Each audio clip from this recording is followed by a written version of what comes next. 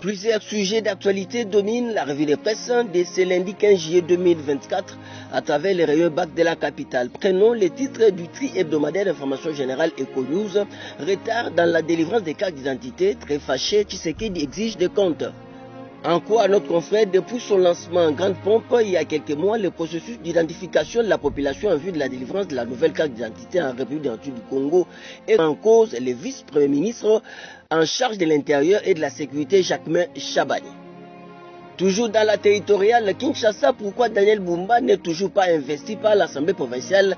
L'interrogation est du quotidien d'information générale Le Quotidien. À lire dans les colonnes de notre confrère, Daniel Bumba n'a pas encore retiré son arrêté nommant les commissaires généraux.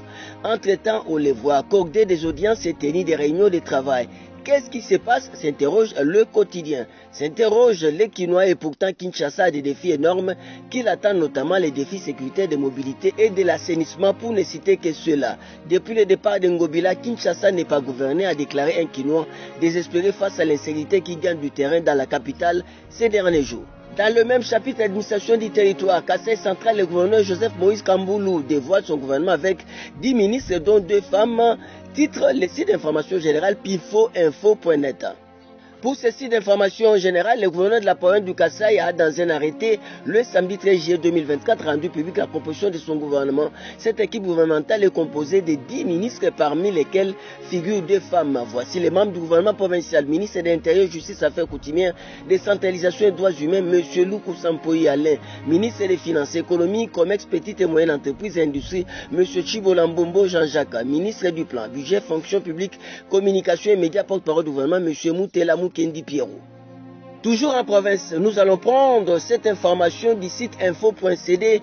RDC Serge Nkonde devait un contrôle parlementaire contre les abus de Sabwe Mining.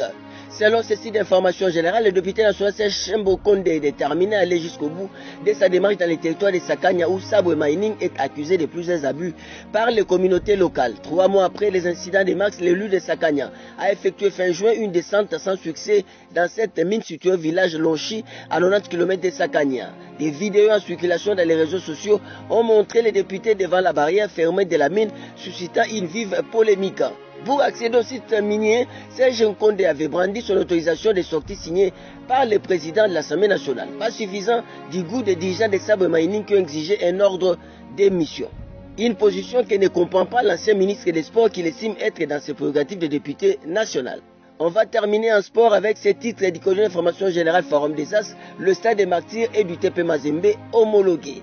La Confédération africaine de football a publié samedi dernier la liste des stades homologués pour accueillir les matchs des Coupes africaines interclubs lors de la saison 2024-2025. Parmi ces stades figurent les stades TP Mazembe à Lubumbashi et les stades des Martyrs à Kinshasa. Cette décision de la CAF est une excellente nouvelle pour 2 des représentants congolais actifs sur la scène africaine, le TP Mazembe et V Club. Ces 2 clubs historiques pourront désormais recevoir leurs adversaires continentaux dans leur propre installation. Quant aux autres formations congolaises engagées, Saint-Éloi, Lupopo et Maniema Union, elles pourront également choisir entre ces 2 enceintes pour leur match à domicile. Ça n'est donc fini pour cette revue de presse. Au revoir et à demain.